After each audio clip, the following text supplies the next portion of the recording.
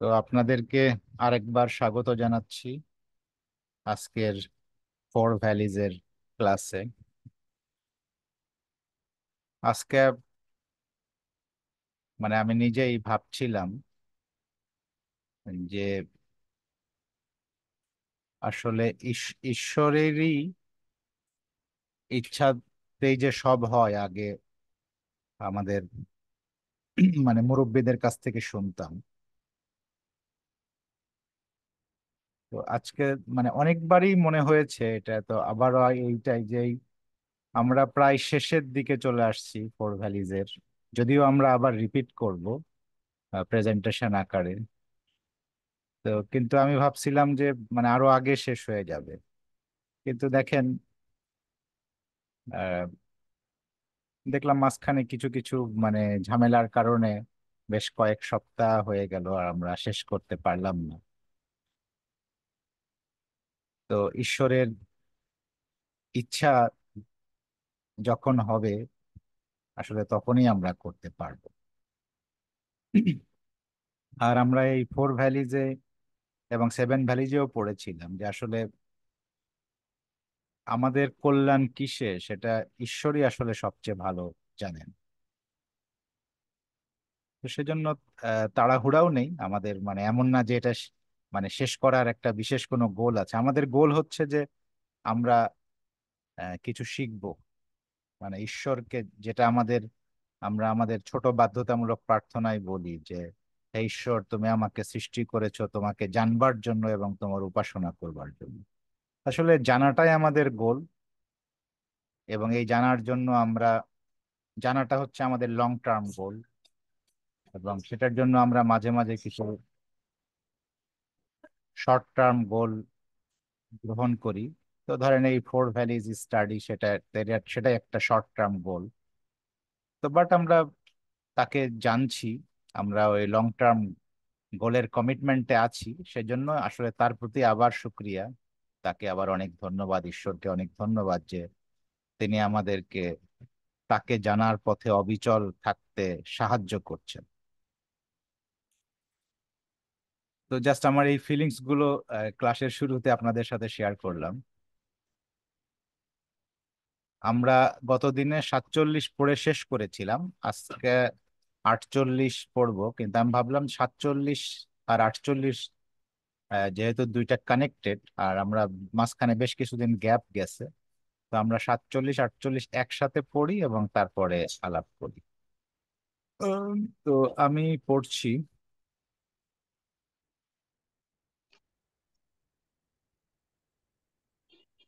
যখন আমি এই ভালোবাসার বাণী আমার কলমের নিকট অর্পণ করলাম, তখন ইহা সে ভার গ্রহণ করতে অস্বীকার করলো এবং অচেতন হয়ে গেল। অতঃপর তা চেতনা লাভ করলো এবং বলল, মহিম, আমি তোমারই নিকট তওবা করছি এবং তোমার কাছে ক্ষমা প্রার্থনাকারীদের মধ্যে আমি সর্বপ্রথম। সমস্ত প্রশংসা বিশ্বজগতের প্রতিপালক আল্লাহর জন্য। 48 হচ্ছে, চলুন অন্য কোনো একদিন বলি এই বিচ্ছেদ, আঘাত ও দুঃখের কথা। আসুন অন্য কোনো উপায়ে তা লিখি, প্রেমের রহস্য না বলাই ভালো যথাতথা। ছেড়ে দিন রক্ত, কোলাহল আর এই সকল কিছু, আর শামসি তাবরিজের কথাও আর বলবেন না কিছু। তোমার উপর শান্তি বর্ষিত হোক এবং তাদের উপর যারা তোমাকে ঘিরে ঘুরে বেড়ায় এবং তোমার সান্নিধ্য লাভ করে।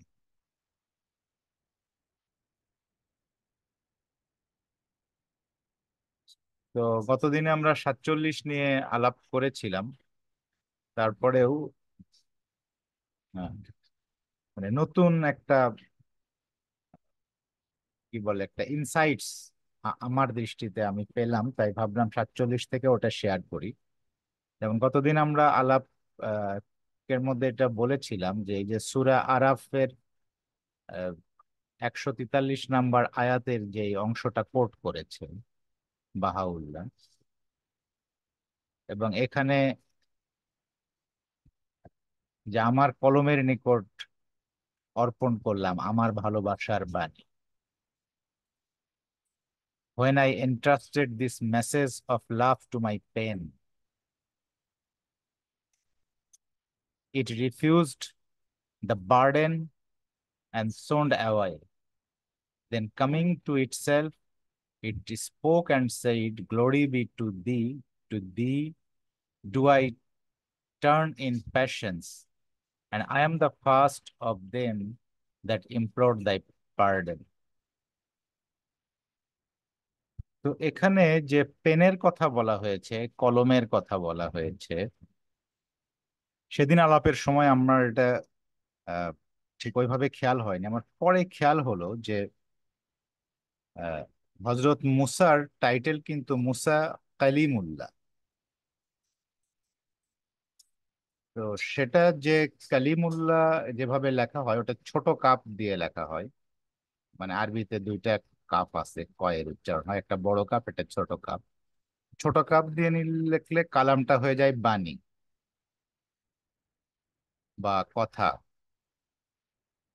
তো মুসা কালিমুল্লাহ ঈশ্বরের বাণী, এরকমই বলা হয়। আর যেই এখানে যে আহ, বাহুল্লাহ যেটা এটা বড় কাপ দিয়ে লিখলে এই কালাম হয় মানে পেন। তো এটার অনুবাদটা পেনই আছে। কিন্তু আমি একটু চিন্তা করে দেখলাম যে আসলে হিব্রু থেকে এই কালিমুল্লাহ এসেছে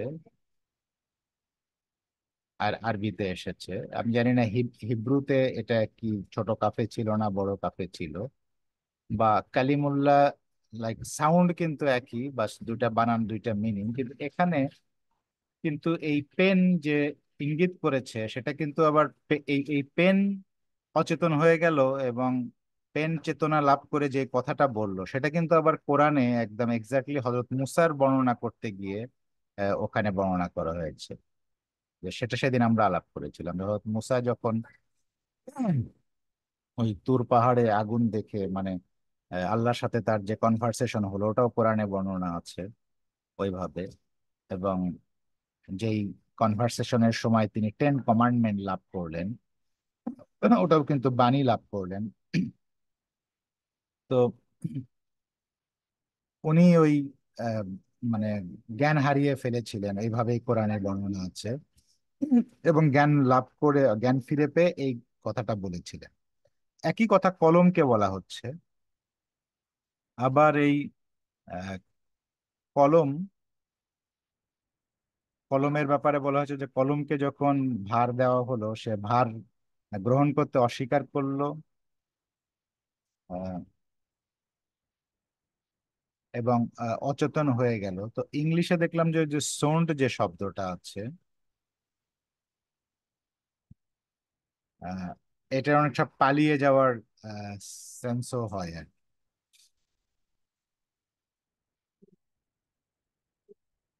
তো হজরত মুসাও কিন্তু একটা সময় মানে খুব ফিল করছিল যে তার উপরে যে দায়িত্বটা, মানে সেটা মানে সে অনেক বড় বার্ডেন মনে করছিল, ওখানে শব্দটা বার্ডেন আছে। তো এই জিনিসগুলো জাস্ট আমার যখন এটা পড়ছিলাম আমার চিন্তার মধ্যে আসলো। এখন বাহাউলার তো একটা মিস্টিক রাইটিংস, মানে এটাকে আমরা যেভাবেই চিন্তা করি এমনিতেই বাহাউলার রাইটিংস গুলোকে বলা হয়েছে ফ্যাথমলেস অশেন, মানে তলদেশবিহীন সাগর। মানে এর ভিতরে যতই ডুবতে থাকি মানে কোনো কিনারা, মানে আসলে যেটাই মিন করি কোনোটাই একটা একটা মিনিং এর জায়গায় যে আমরা শেষ করতে পারি না, নানান রকম মিনিং থাকতে পারে।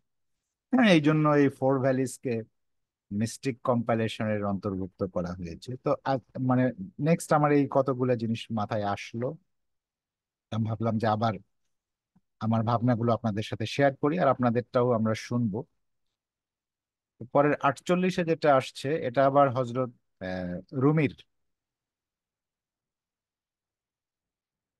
রুমির কবিতার অংশ।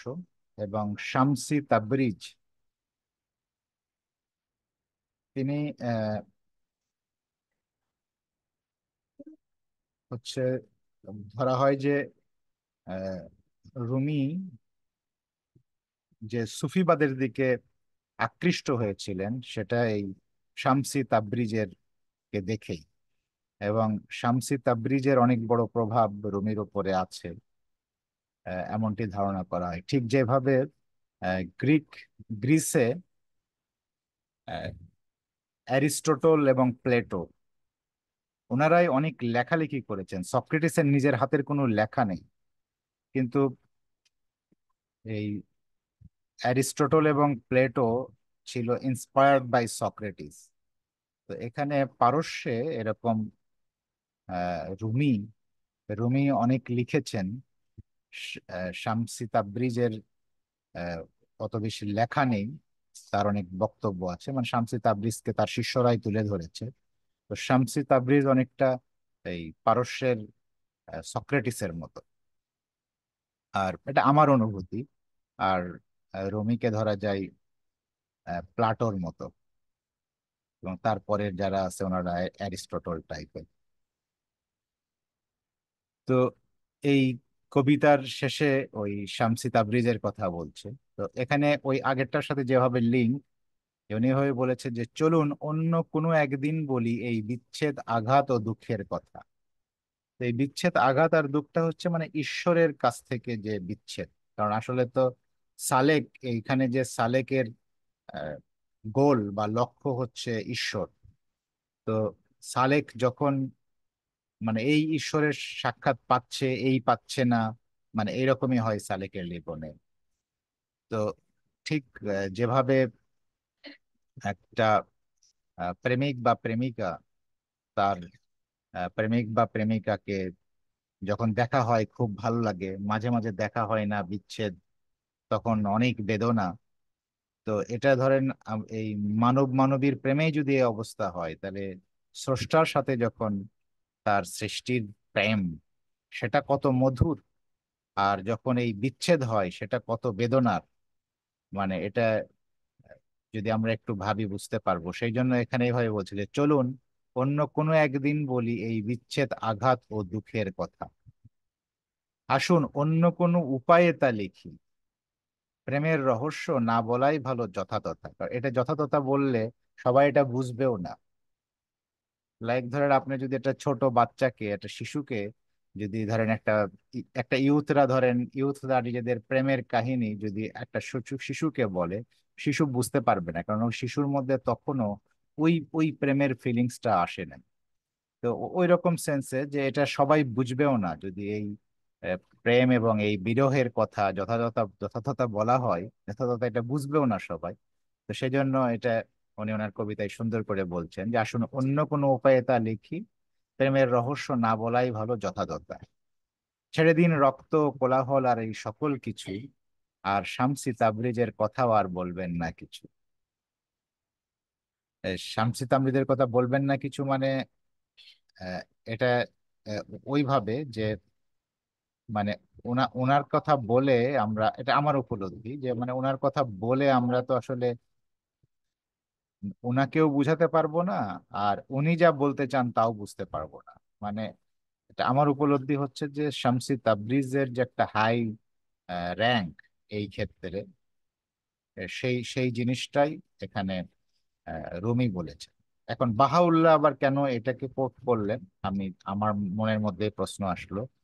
তো আমার কাছে যেটা মনে হলো যে সেটা হচ্ছে যে এই যে ভ্যালিজ, ভ্যালিজের মানে ভ্যালি মানে এক একটা stage, first valley, second valley, third valley, fourth valley, বা আমরা সেভেন ভ্যালিতে এক একটা স্টেজ। তো এই যে এই মানুষও, যদিও জগতে আমরা পাশাপাশি থাকি, কাছাকাছি থাকি, কিন্তু আমাদের এই আহ, মানে আধ্যাত্মিক স্টেজ গুলো ডিফার করে। তো এখানে ধরেন আহ, সেই স্টেজ ডিফার করার জন্য শামসি তাবরিজ হচ্ছে একটা এক্সাম্পল যে তার স্টেজ কত হাই, মানে সে কোন ভ্যালিতে আছে, যে বা বিয়ন্ড ভ্যালি এরকম আর কি। মানে আমার কাছে মনে হয়েছে সেটাই বোঝাচ্ছে যে এই যে মানে এই র্যাঙ্ক র্যাঙ্ক বোঝানোর জন্যই আসলে শামসি তাবরিজের কথাটা এইভাবে রুমি নিয়ে আসছে। এবং বাহাউল্লাহ ওই উদ্দেশ্যেই এখানে আনছেন। জাস্ট এগুলো আমার উপলব্ধি। আর তারপরেও আগেও বলেছি, আজকেও বলি, যে কারণ এটা বাহাউলার মিস্টিক রাইটিংস। আমরা যে যাই বলি, যে যাই আমরা শেয়ার করি, আমাদের শেয়ারিং গুলো আমাদেরকে এনরিচ করবে, কিন্তু আমরা যাই শেয়ার করি সেটা হচ্ছে যে এটা ওই সাগরের মধ্যে একটু পানি। যেমন আমরা এই ফোর ভ্যালিতে এক জায়গায় পড়েছিলাম যে যেমন মুসা যখন ওই হজরত খিজিরের সাথে সাক্ষাৎ করতে যাচ্ছিল, তখন ওখানে একটা উদাহরণ দিয়েছিল যে মানে একটা পাখি দেখলো যে একটা পাখি সাগর থেকে একটু পানি পান করলো। তো একটা পাখি যদি সাগর থেকে পানি পান করে, তো ওই পাখি সাগরের কতটুকুই আর নিতে পারে, আর এতে সাগরের কিন্তু প্রচুর যায় আসে। তো এই যে ফ্যাথমলেস অসীন বাহাউল্লাহ রাইটিংস, তো সেই বাহাউল্লাহ রাইটিংস ফ্যাথমলেস অসীন থেকে আমরা যে যাই উপলব্ধি করি, যে যাই বলি, মানে আমি যতটুকু বললাম এতক্ষণ ধরে আপনাদের কাছে, তো এটা ধরেন এই মহাসাগর থেকে ওই পাখির ঠোঁটে একটু 2 ফোঁটা পানি তোলার মতো। হ্যাঁ, তার মানে আরো পুরা সাগরটা পড়ে আছে। আবার কিন্তু আমরা আলাপ করছি, আমাদের সামনে সাগর আছে, সাগর থেকে আমরা ওই 2-1 ফোঁটা করে নিয়েই আমরা আমাদেরকে এনরিচ করব। এবং এই 2-1 ফোঁটা অনেক মূল্য। যেমন আমরা আমাদের রুহি ইনস্টিটিউটের বুক টুয়ে বাহাউল্লার একটা বাণী ছিল যে এই মহাসাগরের এক শিশির বিন্দু যদি স্বর্গ ও মর্ত্যের সকলের উপর সিঞ্চন করা হয়, তবে তাহাই তাহাদিগকে সমৃদ্ধ করার পক্ষে পর্যাপ্ত হইবে। মানে স্বর্গমর্তে যারা আছে সবাইকে সমৃদ্ধ করার পক্ষে এই মহাসাগরের একটা শিশির বিন্দু, একটা সিঙ্গেল ড্রপ এনাফ। তো সেই জন্য এটা মহাসাগর, আমরা সবকিছু ধারণ করতে পারবো না, কিন্তু যদি একটা ফোঁটাও আমরা গ্রহণ করতে পারি, আমাদের সমৃদ্ধ হওয়ার জন্য এনাফ হয়ে যাবে। তো আমি জাস্ট এখন থামছি, এবার আপনাদের পালা। কে প্রথমে শেয়ার করবেন?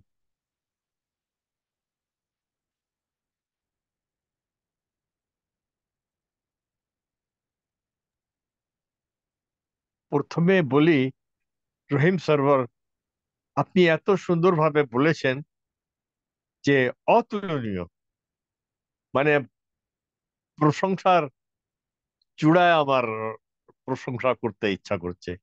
এত সুন্দরভাবে বলেছেন আপনি। আর দেখি আমরা কি বুঝেছি, আমরা কি বলি, আরো বন্ধুরা কি বলে, দেখি শুনি।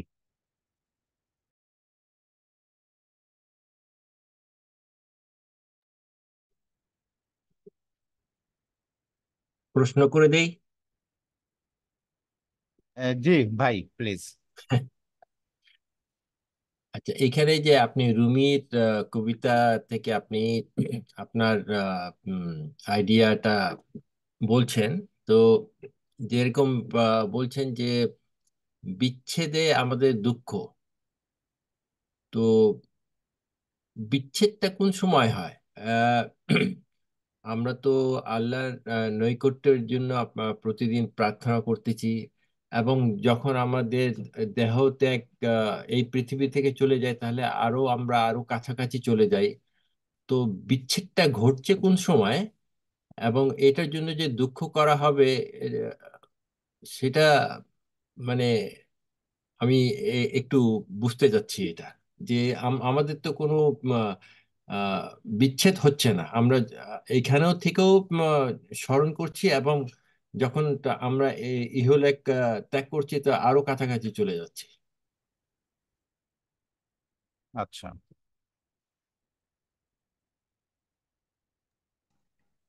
এটা রহিম সার্ভার ভাই, জি। আপনি কিছু না বলার আগে আমি কিছু বলি, আচ্ছা আচ্ছা। তারপরে আপনি বলবেন, ওকে ওকে। তাহলে আরো ভালো হবে। প্লিজ হ্যাঁ, প্লিজ প্লিজ, বলেন আপনি। এই সালে যে ছিল, মানে ঈশ্বরের দিশারি ছিল, ঈশ্বরকে খুঁজছিল।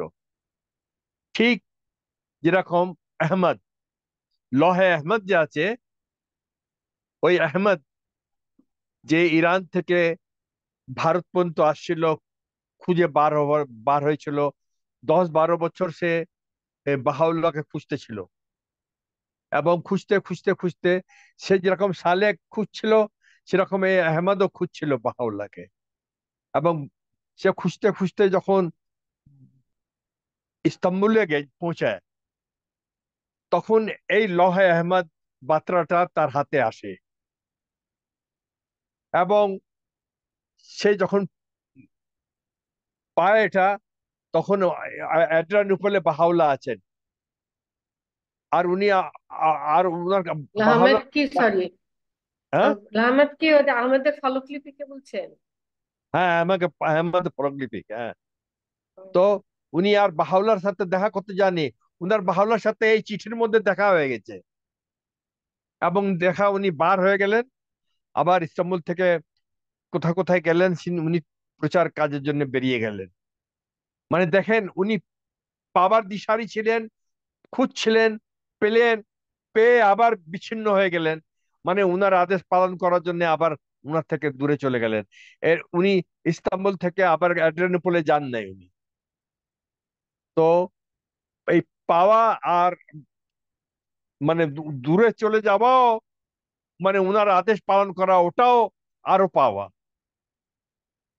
এটা আমি বুঝছি এভাবে, আমি বললাম। এবার রাহিম সরওয়ার আপনি বলবেন, তাহলে মজা হবে। আচ্ছা, আমি বলার আগে যদি আরো কোনো বন্ধু ইচ্ছা করেন যে শেয়ার করবেন এই বিষয়ে, নাসির ভাইয়ের প্রশ্নের ব্যাপারে, তাহলেও সেটাও হতে পারে। আমি সবার শেষেও বলতে পারি। যেমন নুসরাত আপা আছেন, হারাধন দত্ত দাদা আছেন, যদি আপনারাও চান যে বলবেন। আমি এখন শেয়ার করতে চাচ্ছি না। আচ্ছা,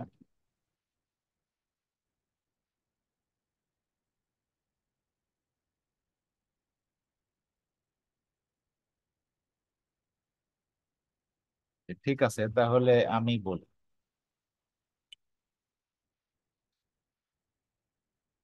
প্রথমত ধরেন, এই আল্লাহর সাথে বিচ্ছেদ এবং দুঃখের ইয়ার আগে ধরেন বিচ্ছেদ আর মিলন, এই দুইটার ব্যাপারে এমনি এমনি আমাদের লাইফ থেকেই যে আমরা বলি যে অনেক সময় দেখেন এমন হতে পারে, আহ, যেমন স্বামী স্ত্রীর কথাই বলি। স্বামী স্ত্রীর মধ্যে তো এই পৃথিবীতে মানুষের যে প্রেম, স্বামী স্ত্রীর মধ্যে সেই প্রেম সবচেয়ে বেশি আমরা ফিল করি। তো দেখবেন এমন হতে পারে যে স্বামী স্ত্রী একই বাসায় আছে, অর্থাৎ একই খাটে শুয়ে আছে পাশাপাশি, তবু তাদের দুজনের মধ্যেই বিচ্ছেদের অনুভব হতে পারে।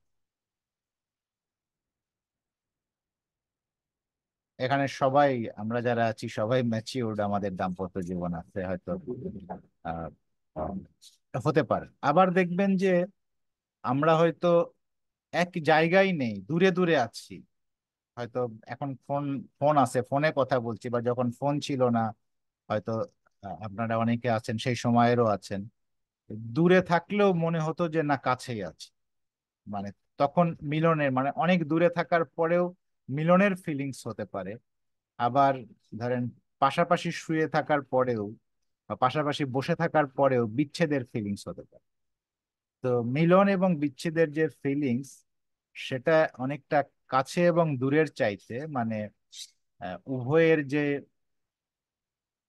চিন্তা চেতনা, একে অপরের প্রতি আকর্ষণ, এগুলোর ওপরেই হচ্ছে যে বেশি নির্ভর করে। এখন আসি যে এইটা যদি আমরা ঈশ্বরের সাথে চিন্তা করি, তাহলে আমরা কখন ঈশ্বরের দিকে এগিয়ে যাই, কখন আমরা ঈশ্বরের সাথে মিলিত হই? যখন আমরা ঈশ্বরের আদেশ, ঈশ্বরের বিধান মতো চলি, তখন আসলে আমরা ঈশ্বরের প্রিয় হতে থাকি। এবং আমরা যখন আবার ঈশ্বরকে প্রিয় মনে করি, উম, তখন আমরা তার আদেশ, আহ, তারপরে তার আহ, ইচ্ছা, এগুলো পূরণের জন্য আমরাও খুব মানে উৎসুক থাকি। এবং দেখেন যে যদি আমরা কাউকে ভালোবাসি, মানে স্ত্রী হতে পারে, সন্তান হতে পারে, সন্তানের কথা বলি, লাইক আমরা আমাদের সন্তানকে খুব ভালোবাসি। এখন সন্তান যদি কোনো একটা কিছু ধরেন আমাদের কাছে চায়,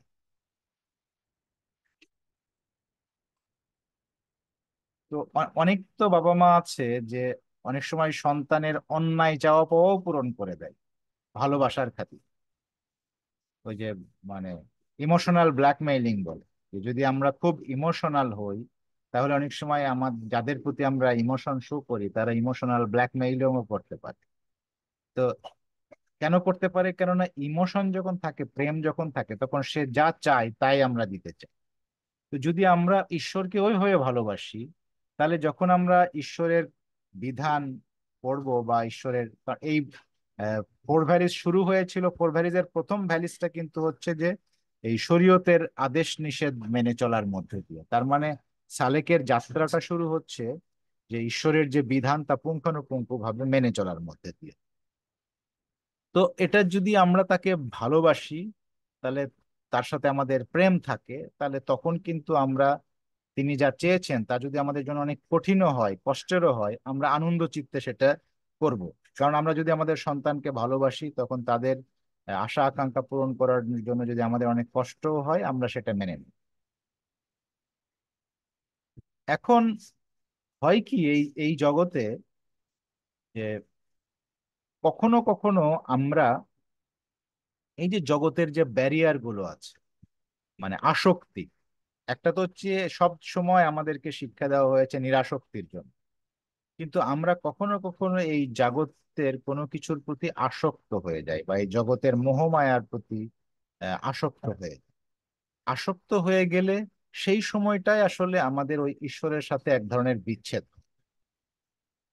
মানে তখন আমরা অনেক সময় কোনো জিনিসের প্রতি আসক্ত হয়ে গেলে ঈশ্বরের বিধান অমান্যও করে ফেলি। তো এইরকম সময়ে আমাদের হচ্ছে যে তার সাথে আহ বিচ্ছেদ হতে হতে পারে। মানে এটা আমার উপলব্ধি। তো এই যে আহ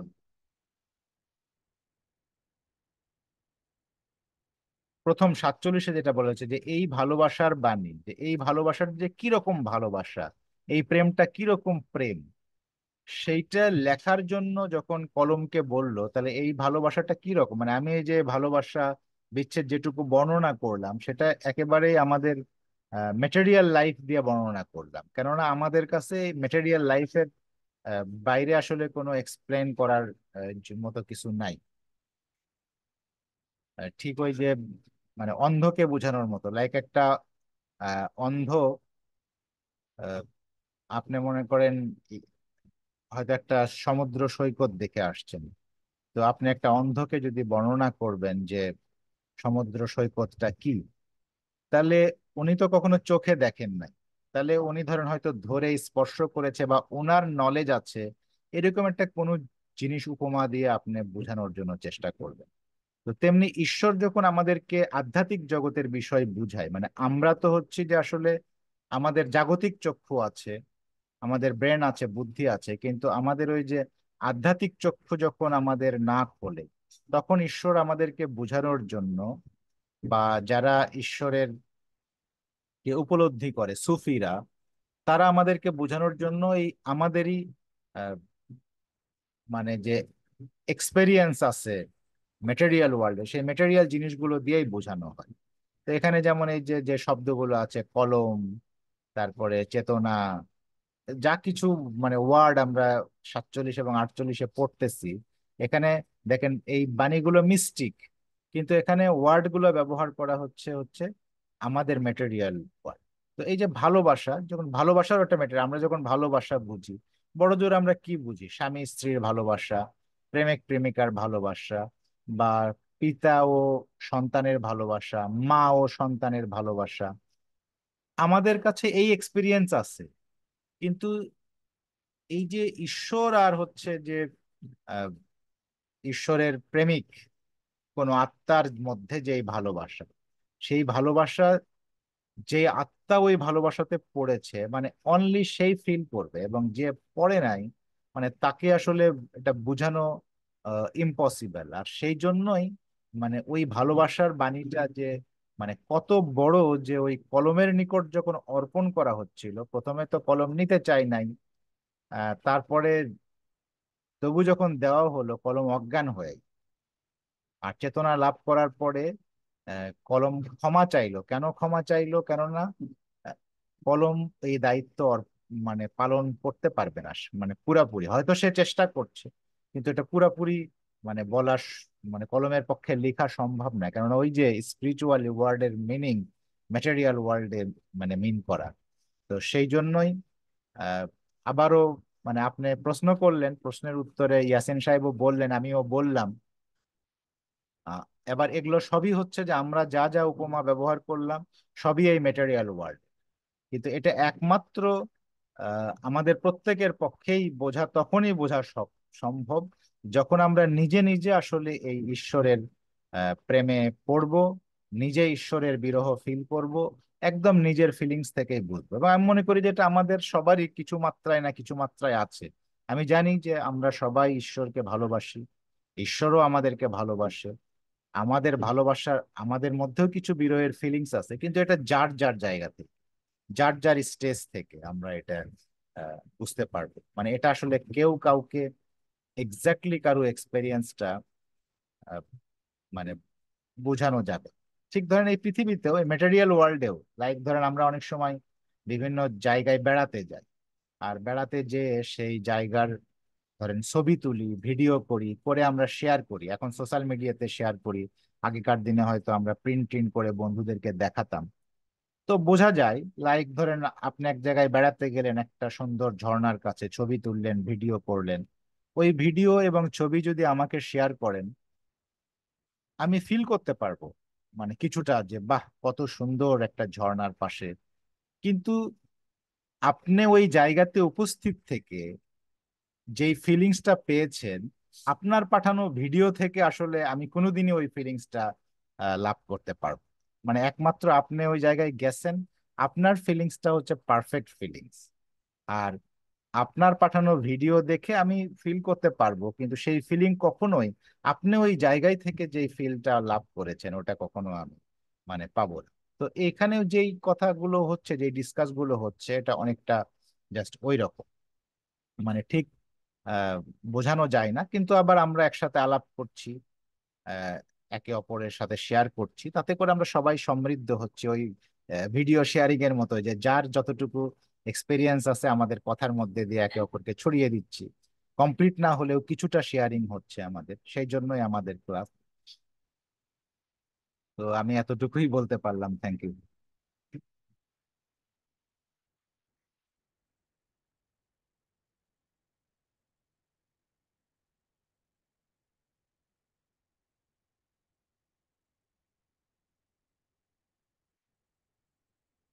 আর কেউ কিছু শেয়ার করবেন?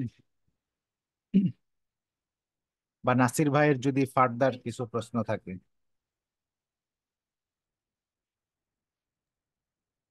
না, প্রশ্ন নাই। আহ, যত কিছু এখন পাচ্ছি সব মেটেরিয়াল লাইফেই, আপনি যেটা বললেন।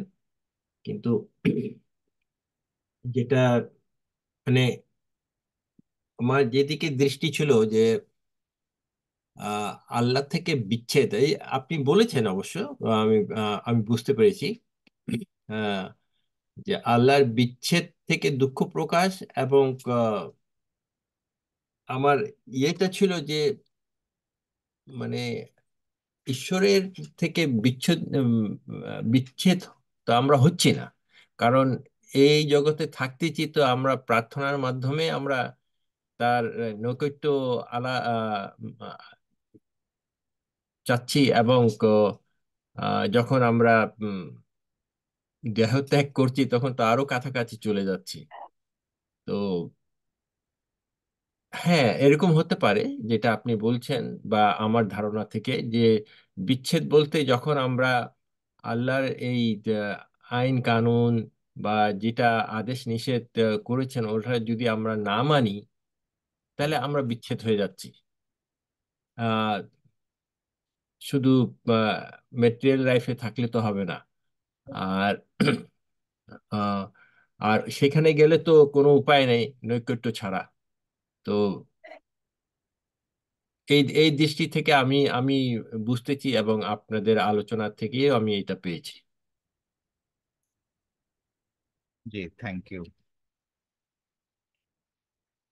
আমাদের তাকি শুনছিল, তাকি কিছু শেয়ার করতে চাচ্ছে, তো দেখি তাকি কি। ঈশ্বরের সাথে বিচ্ছেদ কি শুধু মানুষ একাই করে, নাকি ঈশ্বরও মানুষের সাথে বিচ্ছেদ করে নিতে পারে নিজে? তোমার প্রশ্ন? হ্যাঁ।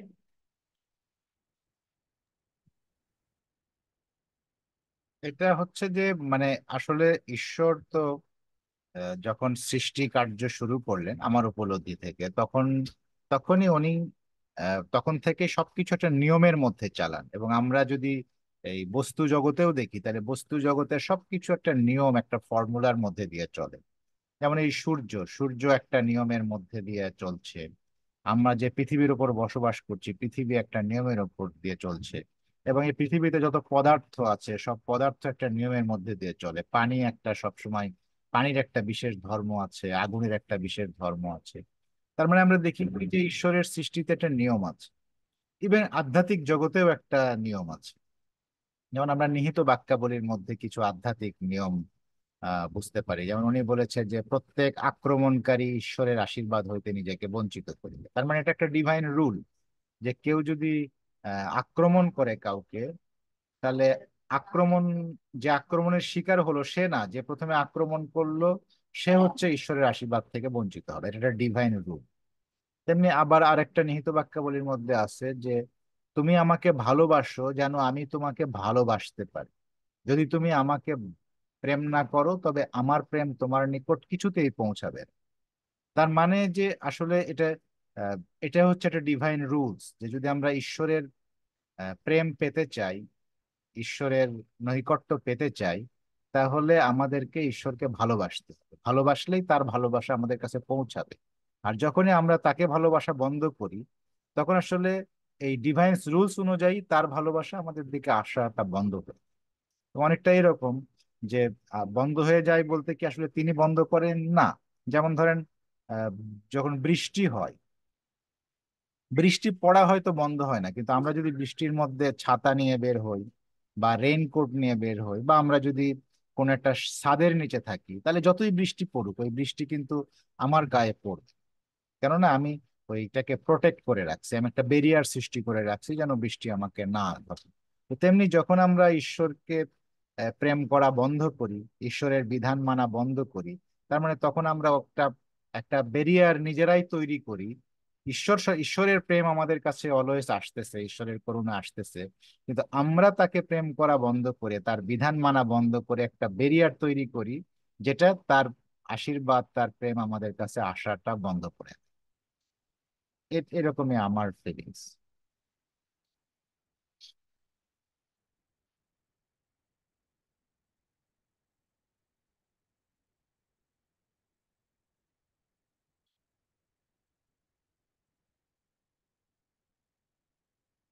তো আর হারাধন দত্ত দাদা কিছু শেয়ার করতে চান?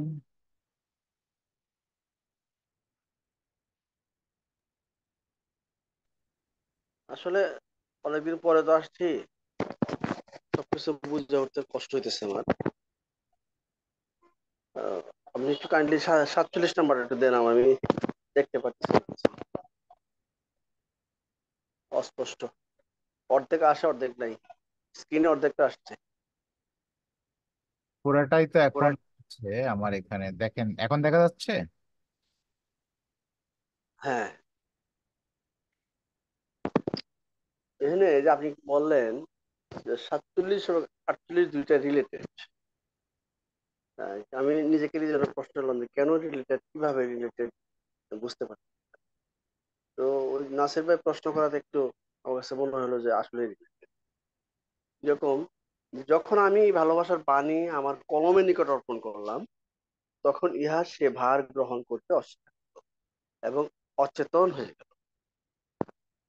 আমার বাণী মানে ভালোবাসার বাণী, ঈশ্বরের বাণী। কলম বলতে আমি মনে করি আমাদের জনগণের নিকট, সাধারণ মানুষের নিকট উনি অর্পণ করেন। তখন কিছু কিছু লোক সেই দায়িত্ব বা সেই বাণী নিতে অস্বীকার করে। অচেতন মানে হচ্ছে তারা সচেতন নয়, এই জন্য তারা অচেতন। আর এই জন্যই বিচ্ছেদ হয়ে গেল ঈশ্বরের সাথে বা সৃষ্টিকর্তার সাথে। সাধারণ মানুষ যারা অস্বীকার করলো, তার বাণী নিতে চাইলো না, তার ভার গ্রহণ করতে চাইলো না, তাদের সাথেই হয়তো এই বিচ্ছেদ হয়ে গেল। আবার আহ, যখন ওই লোক তওবা করলো বা ক্ষমা চাইলো, তখন হয়তো ঈশ্বর তাকে আবার ক্ষমা করলেন এবং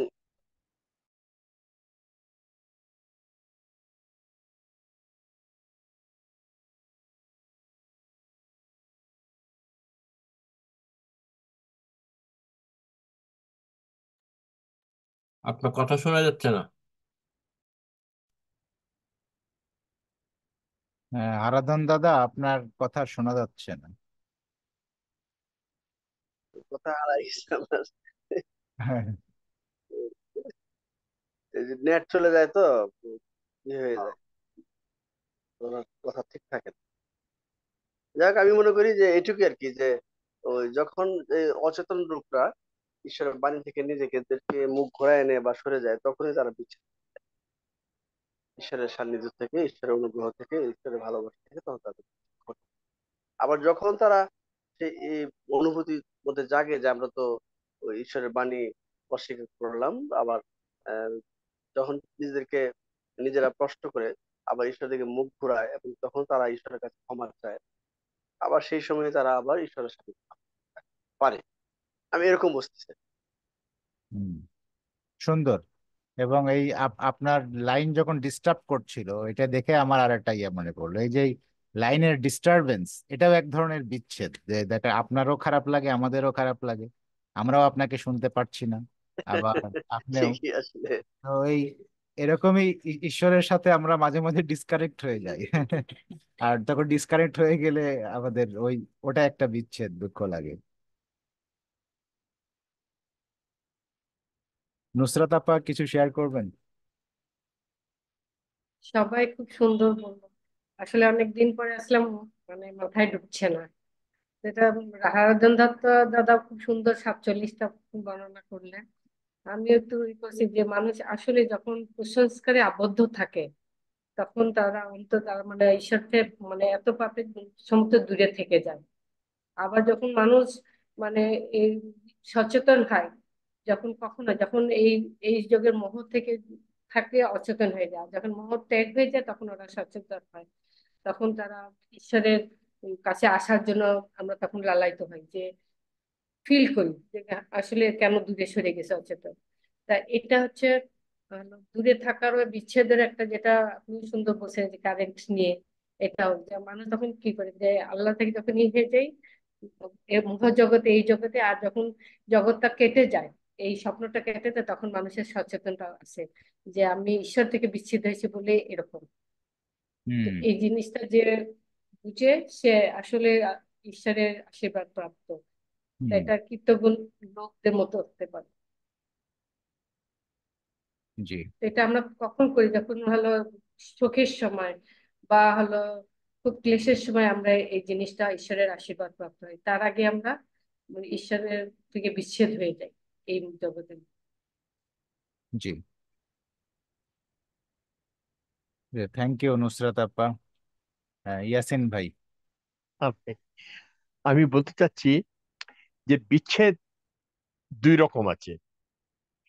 দেখেন, একটা একটা বাচ্চা স্কুলে যাচ্ছে না, ওটা একটা বিচ্ছেদ। আর একটা বাচ্চা স্কুলে যাচ্ছে কিন্তু ভালো করে পড়ালেখা করতেছে না, ওটাও একটা বিচ্ছেদ। ঠিক এইভাবে দেখতে গেলে ধর্মের আকারে যখন ধর্ম আসে, তখন বলা হয়েছে কি, কবরে মুনকির নাকির আসবে আর জিজ্ঞেস করবে তোমার রব কে, তোমার ধর্ম কি, প্রশ্ন করবে। তো এই যে প্রশ্নটা, এটা সব সময় যখন যখন অবতার রসুল পয়গম্বররা আসছে, তখন ওই সময় ওই মৃত্যু ওদেরকে জিজ্ঞেস করা হয় যে এই এই যুগে তোমার রব কে, তোমার ধর্ম কি। তো যখন যখন যেই বিশ্বাসীরা আহ আনেওয়ালা মানে লেটেস্ট অবতারকে, রসুলকে অ্যাকসেপ্ট করে, তারা ওই তার সাথে জাগৃত হয়। আর যদি তাকে অস্বীকার করে, তার সাথে বিচ্ছিন্ন হয়। তো এই স্বীকার স্বীকার করা একটা বিশ্বাসী, আর অস্বীকার করা একটা বিচ্ছিন্ন ভাব। এটা দুটো এক হলো ওই যেরকম স্কুলে অ্যাডমিশন নিচ্ছি। আর একটা হয় যে বিশ্বাস আনার পরেও আমি উম, আদেশের মতো কাজ করতেছি না।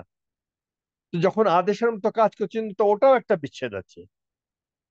যাকে যাকে আব্দুল বাহা বলেছেন, যদি একজন ব্যক্তি চিরজীবন সে বলে যে আমি বাহাই, কিন্তু বাহাউল্লাহর কাজের সাথে কোনো সম্পর্ক নেই তার, তো সে কোনোদিনই বাহায় না।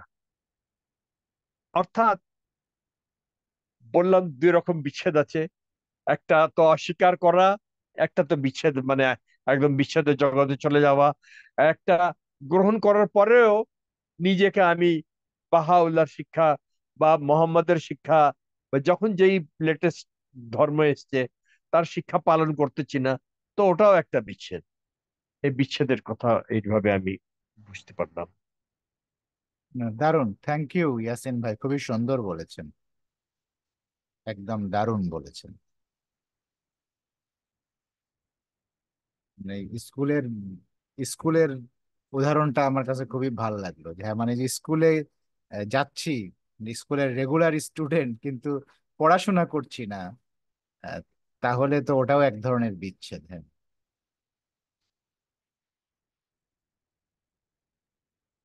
তো আর কেউ কিছু যোগ করতে চান? আমাদের অবশ্য সময়ও হয়ে আসছে শেষ করার, কিন্তু যদি কারো কিছু আরো বলার থাকে আমরা একটু কন্টিনিউ করতে পারি, আদারওয়াইজ শেষও করতে পারি।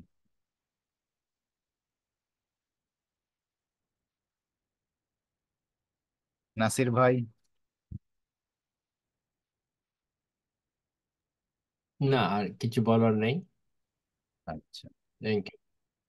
কিছু বলার, আমার একটা প্রশ্ন আছে। আচ্ছা। একটা প্রশ্ন, এটা এখনই উত্তর দিতে হবে এমন কথা নেই, কোনো সময় উত্তর পেলে, সুযোগ পেলে উত্তর দিবেন। আচ্ছা। প্রশ্নটা হলো এই, যে সৃষ্টিকর্তা তো সবকিছু জানেন, ভবিষ্যতে কি হতে যাচ্ছে ওটাও জানেন, আমাদেরকে সৃষ্টি করেছেন তার আদেশ পালন করার জন্য, তার উপাসনা করার জন্য। কিন্তু ফাইনালি তো উনি উনার আদেশ পালন করলে উনি কিছু পাচ্ছেন না, আমরা আদেশ পালন করি তবু উনি কিছু পাচ্ছেন না, যদি না করি তাও উনি কিছু পাচ্ছেন না। মানে উনার ফাইনালি কোনো কোনো দিক দিয়ে লাভ নেই। তো এই জগৎটা সৃষ্টি করে এত ঝামেলা সৃষ্টি করেছেন উনি, এটা কি উত্তর দিব এটা? ওই ও- ওই গানটা আমার মনে পড়তেছে, খেলি যেটা খেলিছো হে বিশ্ব বিরাট ও দুনিয়া বানানে वाले, दुनिया बनाने वाले क्या तेरे मन में समाई, काहे को दुनिया बनाई तूने, काहे को दुनिया बनाई। এই গানটা মনে পড়লো, ও বললাম যে কেন তুমি পৃথিবী বানিয়েছো, আর হে বিশ্ব লয়ে বিরাট শিশু খেলছে আনমনে। ওটাও খুব সুন্দর বিষয় আছে। তো এটার সময় কোন সময় এটা তো উত্তর এরকম নাই যে ফট করে, কিন্তু এটা বুঝের মধ্যে আছে, বুঝের ব্যাপার আছে। তো একদিন বুঝাবেন আমাদেরকে। ঠিক আছে, এটা নিয়ে একদিন আলাপ হবে। তার সংক্ষেপে যে এই যে আজকের যে বিষয়, সেই বিষয়ের সাথে যে যে ভালোবাসা, হুম, মানে ভালোবাসা একটা ইমোশন, এবং এই এই ইমোশনের জন্য আমরা কিন্তু ধরেন সব লজিক এই ইমোশনের সামনে থেকে সরে যায়। মানে আপনি তা যদি কাউকে ভালোবাসেন, তাহলে ওটার জন্য কোনো আসলে লজিক থাকে না। তো এই যে ঈশ্বরী নিহিত বাক্যাবলীর মধ্যে বলেছে না, যে আমি আমার অনাদি অনন্ত অস্তিত্বে নিহিত ছিলাম, তোমার প্রতি আমার প্রেম অনুভব করলাম, আর তোমাকে সৃষ্টি করলাম। তো এই যে তার প্রেম, মানে এই প্রেম থেকেই আসলে এই সবকিছু সৃষ্টি, এবং এই প্রেমের জন্যই। আর প্রেম কোনো লাভ লোকসান বোঝে না, প্রেমের কাছে আর কোনো লজিক নাই, সেটাই আমরা এই পৃথিবীর প্রেম থেকেই বুঝতেছি। আর ঈশ্বর হয়তো ওই রকমই একটা সেন্স থেকে আমাদেরকে বুঝাইতে চাইছে, যে ঈশ্বর আমাদেরকে কেন সৃষ্টি করেছে, নিহত বাক্যাবলীতে বলছে যে আমাদের প্রতি প্রেম অনুভব করে আমাদেরকে সৃষ্টি করেছে। তারপরেও এটা আমি যা সংক্ষেপে এখনই বললাম, আর পরে এটা নিয়ে আরো আলাপ হতে পারে। আপনার কোশ্চেন, আহ, এই কোশ্চেন মানে যুগ যুগ ধরে মানুষের মনে ছিল, যার জন্য ওই যে আপনি দুইটা গান বললেন দুইজনের, তারাও এই গানগুলো এই চিন্তা করেই বলেছে, এবং এটা মানুষের যুগ যুগান্তরের চিন্তা, এবং ভালো চিন্তা। ওই যে ঈশ্বরকে জানার জন্য এই চিন্তা গুরুত্বপূর্ণ। তো ভালো থাকবেন সবাই, আবার আগামী ক্লাসে দেখা হবে, কথা হবে। আল্লাহু আকবার। আল্লাহ আল্লাহ।